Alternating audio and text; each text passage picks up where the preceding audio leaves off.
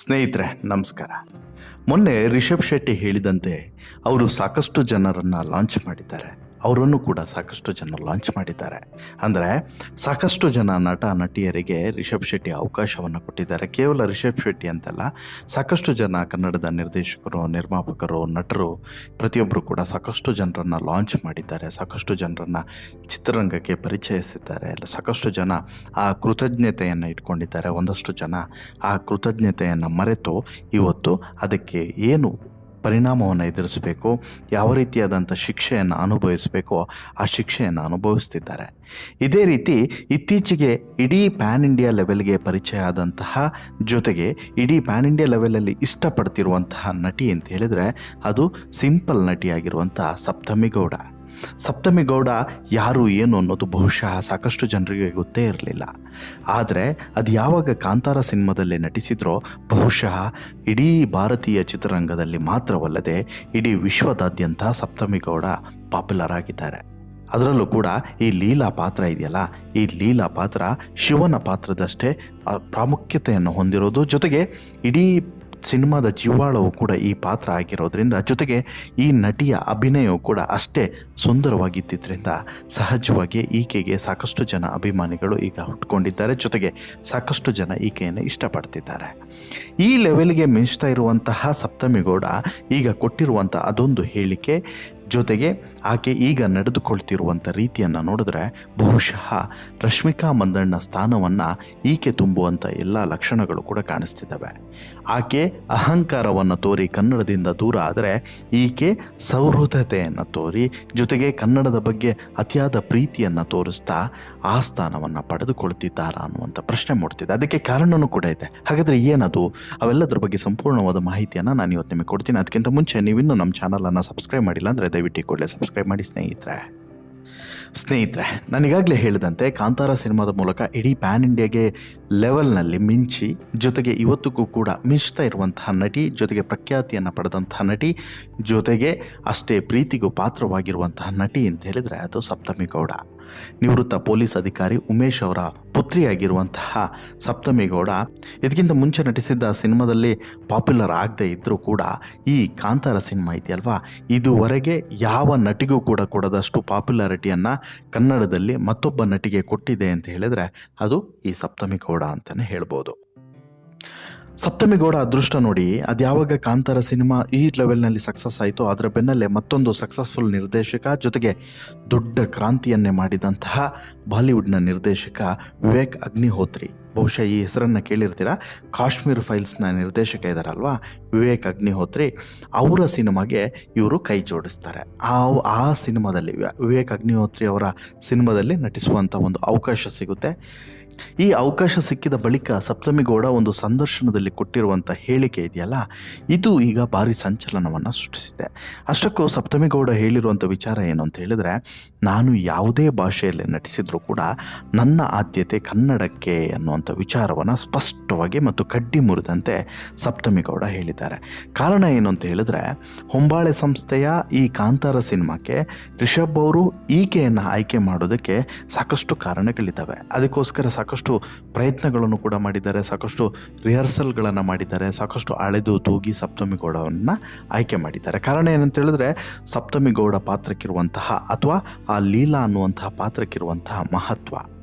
ತಮಗೆ ಸಿಕ್ಕಂತಹ ಪಾತ್ರದಲ್ಲಿ ತುಂಬ ಅಚ್ಚುಕಟ್ಟಾಗಿ ನಟಿಸಿ ಸೈ ಎನಿಸ್ಕೊಂಡಿದ್ದಂತಹ ಸಪ್ತಮಿ ಗೌಡ ಅವರಿಗೆ ಹಲವಾರು ಭಾಷೆಗಳಲ್ಲಿ, ಕನ್ನಡದಲ್ಲೂ ಕೂಡ ಸಾಕಷ್ಟು ಸಿನಿಮಾಗಳಲ್ಲಿ ಅವಕಾಶ ಸಿಗ್ತಾ ಇದೆ. ಈಗಾಗಲೇ ಕಾಳಿ ಸಿನಿಮಾದಲ್ಲೂ ಕೂಡ ನಟಿಸ್ತಿದ್ದಾರೆ ಅಭಿಷೇಕ್ ಅಂಬರೀಷ್ ಅವರ ಜೊತೆಗೆ. ಅಟ್ ದಿ ಸೇಮ್ ಟೈಮ್ ಬೇರೆ ಬೇರೆ ಭಾಷೆಗಳಿಂದಲೂ ಕೂಡ ಆಫರ್ಸ್ಗಳು ಅರಸಿ ಬರ್ತಿದ್ದಾವೆ. ಸದ್ಯ ಬಾಲಿವುಡ್ನ ವಿವೇಕ್ ಅಗ್ನಿಹೋತ್ರಿ ಅವರ ನಿರ್ದೇಶನದ ದಿ ವ್ಯಾಕ್ಸಿನ್ ವಾರ್ ಈ ಒಂದು ವಿಶೇಷ ಸಿನಿಮಾದಲ್ಲಿ ನಟಿಸ್ತಿದ್ದಾರೆ. ಈ ಸಿನಿಮಾಗೆ ಆಯ್ಕೆ ಆಗಿದ್ದು ಹೇಗೆ, ಜೊತೆಗೆ ಈ ಸಿನಿಮಾದಲ್ಲಿ ಇವರು ಇನ್ವಾಲ್ವ್ ಆಗಲಿಕ್ಕೆ ಅಥವಾ ಆ ಸಿನಿಮಾದಲ್ಲಿ ಇವರ ರೋಲ್ ಏನು, ಇವೆಲ್ಲ ವಿಚಾರಗಳನ್ನು ಕೂಡ ಅವರು ಸ್ವಲ್ಪ ಹಂಚಿಕೊಂಡಿದ್ದಾರೆ. ವಿವೇಕ್ ಅಗ್ನಿಹೋತ್ರಿ ಅವರು ಕಾಂತಾರ ಸಿನಿಮಾದಲ್ಲಿ ಸಪ್ತಮಿ ನಟನೆಯನ್ನು ನೋಡಿ ರಿಷಬ್ಗೆ ಕಾಲ್ ಮಾಡ್ತಾರೆ. ಒಂದು ಕಾಂತಾರ ಸಿನಿಮಾದ ಬಗ್ಗೆ ಕಂಗ್ರ್ಯಾಚುಲೇಟ್ ಮಾಡಲಿಕ್ಕೆ, ಜೊತೆಗೆ ತನ್ನ ಮುಂದಿನ ಚಿತ್ರದ ಪಾತ್ರಕ್ಕೆ ಸಪ್ತಮಿ ಸೂಕ್ತ ಅಂಥೇಳಿ ಅನಿಸುತ್ತೆ, ನನಗೆ ಅವ್ರ ನಂಬರ್ ಸಿಗಬಹುದಾ ಅಂತೇಳಿ ಕೇಳ್ತಾರೆ. ಇಮ್ಮಿಡಿಯೇಟ್ಲಿ ತಕ್ಷಣ ರಿಷಬ್ ಅವರು ಇವರಿಗೆ ಕಾಲ್ ಮಾಡ್ತಾರೆ. ತಕ್ಷಣ ಕಾಲ್ ಮಾಡಿಬಿಟ್ಟು ಈ ರೀತಿ ಅಂತೇಳಿ ಹೇಳ್ತಾರೆ. ತಕ್ಷಣ ನಂಬರ್ ಕೂಡ ಕಳಿಸ್ತಾರೆ. ಇಮ್ಮಿಡಿಯೇಟ್ಲಿ ವಿವೇಕ್ ಅಗ್ನಿಹೋತ್ರಿ ಅವರು ಕೂಡ ಇವರಿಗೆ ಫೋನ್ ಮಾಡ್ತಾರೆ. ಫೋನ್ ಮಾಡಿ ಪಾತ್ರದ ಬಗ್ಗೆ ಸಂಪೂರ್ಣವಾಗಿ ವಿವರಿಸ್ತಾರೆ. ವಿವರಿಸಿದ ತಕ್ಷಣ ಹಿಂದೆ ಮುಂದೆ ಆಲೋಚನೆ ಮಾಡಿದಂತಹ ಸಪ್ತಮಿ ಗೌಡ ಒಪ್ಪಿಕೊಳ್ತಾರೆ ಈ ಸ್ಕ್ರಿಪ್ಟ್ಗೆ. ಜೊತೆಗೆ ದಿ ವ್ಯಾಕ್ಸಿನ್ ವಾರ್ ಅಂತ ಹೇಳಿದ್ರೆ ಬಹುಶಃ ನಿಮಗೂ ಕೂಡ ಅರ್ಥ ಆಗಿರ್ಬೋದು. ಇದು ಕೋವಿಡ್ ವ್ಯಾಕ್ಸಿನ್ ರಿಲೇಟೆಡ್ ಸ್ಟೋರಿ ಆಗಿರೋದ್ರಿಂದ ಸಹಜವಾಗಿ ದೇಶಕ್ಕೆ ಸಂಬಂಧಪಟ್ಟಂಥ ಒಂದು ಹೆಮ್ಮೆಯ ಕಥೆ ಆಗಿರಲಿದೆ. ಹೇಗೆ ದಿ ಕಾಶ್ಮೀರ್ ಫೈಲ್ಸ್ ಸಂಚಲನವನ್ನು ಸೃಷ್ಟಿಸಿತೋ ಅದೇ ರೀತಿ ಮತ್ತೊಂದು ದಿ ವ್ಯಾಕ್ಸಿನ್ ವಾರ್ ಕೂಡ ಸಂಚಲನವನ್ನು ಸೃಷ್ಟಿ ಮಾಡಬಹುದು ಅನ್ನುವಂಥ ಸಹಜವಾದ ಕಲ್ಪನೆ ಎಲ್ಲರಲ್ಲೂ ಕೂಡ ಇದೆ. ಅದೇ ರೀತಿ ಸಪ್ತಮಿ ಗೌಡ ಪಾತ್ರಕ್ಕೂ ಕೂಡ ಅಷ್ಟೇ ಮಹತ್ವ ಇದೆ ಅನ್ನುವಂಥ ವಿಚಾರವನ್ನು ಸಪ್ತಮಿ ಗೌಡ ಅವರೇ ಹೇಳ್ಕೊಂಡಿದ್ದಾರೆ. ಜೊತೆಗೆ ಇಲ್ಲಿ ಯಾರೂ ಕೂಡ ನಾಯಕನಿಲ್ಲ, ನಾಯಕಿ ಇಲ್ಲ, ಎಲ್ಲರೂ ಕೂಡ ನಾಯಕರೇ, ಎಲ್ಲ ಪಾತ್ರಕ್ಕೂ ಕೂಡ ಅಷ್ಟೇ ಮಹತ್ವ ಇದೆ. ಅದೇ ಕಾರಣಕ್ಕೋಸ್ಕರ ನಾನು ಒಪ್ಕೊಂಡೆ ಅನ್ನುವಂಥ ಮಾತನ್ನು ಹೇಳ್ತಾರೆ. ಇದನ್ನು ಮೀರಿ ಮತ್ತೊಂದು ವಿಚಾರವನ್ನು ಇಲ್ಲಿ ಸಂದರ್ಶಕರು ಕೇಳ್ತಾರೆ. ಈಗ ಹೇಗೂ ವಿವೇಕ್ ಅಗ್ನಿಹೋತ್ರಿ ಅವರ ಅತಿ ದೊಡ್ಡ ಸಿನಿಮಾದಲ್ಲಿ ನಟಿಸುವಂಥ ಅವಕಾಶ ಸಿಕ್ತು. ಹಾಗಾದರೆ ಮುಂದೆ ಬಾಲಿವುಡ್ನಲ್ಲಿ ಫಿಕ್ಸ್ ಆಗಿಬಿಡ್ತೀರಾ, ಬೇರೆ ಭಾಷೆಯಲ್ಲಿ ನಟಿಸೋದಿಲ್ವಾ, ಕನ್ನಡದ ಕತೆ ಏನು ಅನ್ನುವಂಥ ಪ್ರಶ್ನೆಯನ್ನು ಕೇಳ್ತಾರೆ.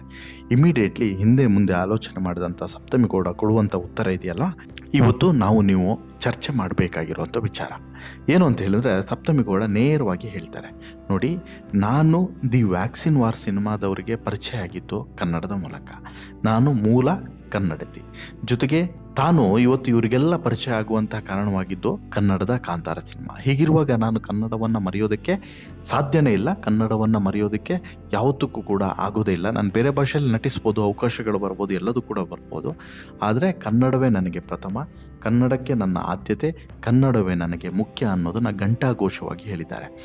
ಯಾವಾಗ ಈ ಮಾತನ್ನು ಸಪ್ತಮಿ ಗೌಡ ಹೇಳಿದ್ರೋ ಆಗ ನೋಡಿ ಸೋಷಿಯಲ್ ಮೀಡಿಯಾದಲ್ಲಿ ಒಂದು ಚರ್ಚೆ ನಡೀತಾ ಇದೆ.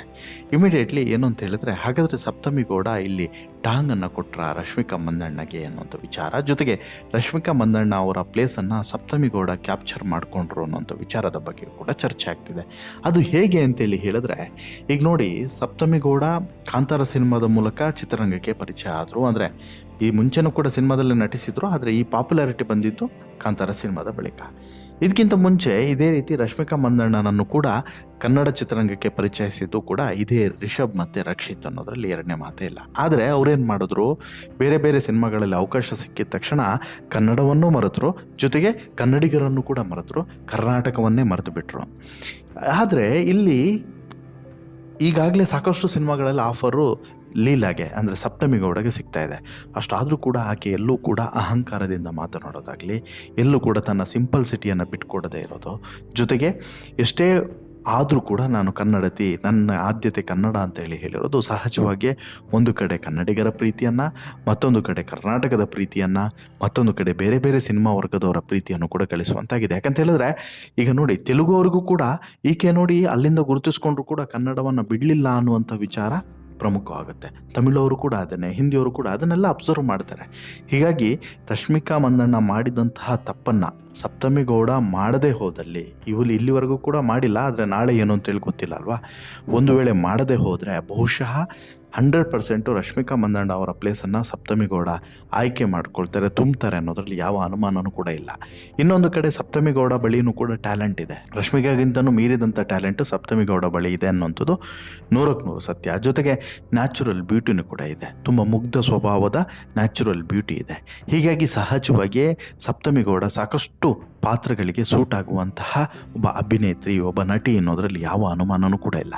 ಹೀಗಾಗಿ ರಶ್ಮಿಕಾ ಮಂದಣ್ಣ ಪ್ಲೇಸನ್ನು ಈ ಸಪ್ತಮಿ ಗೌಡ ತುಂಬಬಹುದು ಅನ್ನೋದು ಈಗ ನಡೀತಿರುವಂಥ ಚರ್ಚೆ.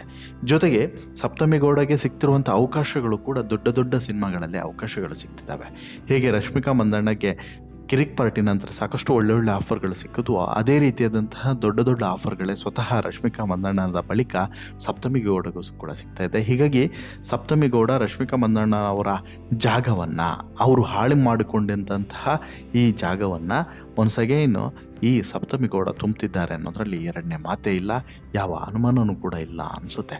ಜೊತೆಗೆ ಹೀಗೆ ಮುಂದುವರೆದ್ರು ಅಂತ ಹೇಳಿದ್ರೆ ಮತ್ತೊಬ್ಬ ಸುಪ್ರಸಿದ್ಧ ನಟಿಯಾಗಿ, ಕನ್ನಡದ ಕಲಾವಿದೆಯಾಗಿ, ಜೊತೆಗೆ ಇಡೀ ಎಲ್ಲ ಭಾಷೆಯಲ್ಲೂ ಕೂಡ ಪಂಚಭಾಷೆಗಳಲ್ಲೂ ಕೂಡ ನಟಿಸಬಲ್ಲ ಅಂತಹ ನಾಯಕಿಯಾಗಿ ಗುರುತಿಸ್ಕೊಳ್ಬಹುದು, ಬೆಳಿಬೋದು ಅನ್ನುವಂಥದ್ದು 100ಕ್ಕೆ 100 ಸತ್ಯ. ನಿಮಗೇನು ಅನಿಸುತ್ತೆ, ರಶ್ಮಿಕಾ ಮಂದಣ್ಣ ಅವರ ಪ್ಲೇಸನ್ನು ಸಪ್ತಮಿ ಗೌಡ ಕವರ್ ಮಾಡಿದ್ರ, ಕ್ಯಾಪ್ಚರ್ ಮಾಡಿದ್ರ, ಅಥವಾ ಸಪ್ತಮಿ ಗೌಡನೂ ಕೂಡ ನಾಳೆ ಬದಲಾಗ್ಬೋದಾ? ನಿಮ್ಮ ಅಭಿಪ್ರಾಯ ಏನು? ದಯವಿಟ್ಟು ಕಮೆಂಟ್ ಮಾಡಿ ತಿಳಿಸಿ. ಜೊತೆಗೆ ಈ ಸ್ಟೋರಿ ಇಷ್ಟ ಆದರೆ ಲೈಕ್ ಮಾಡಿ, ಶೇರ್ ಮಾಡಿ, ಚಾನಲ್ಗೆ ಸಬ್ಸ್ಕ್ರೈಬ್ ಆಗೋದನ್ನು ಮರಿಬೇಡಿ. ಧನ್ಯವಾದ.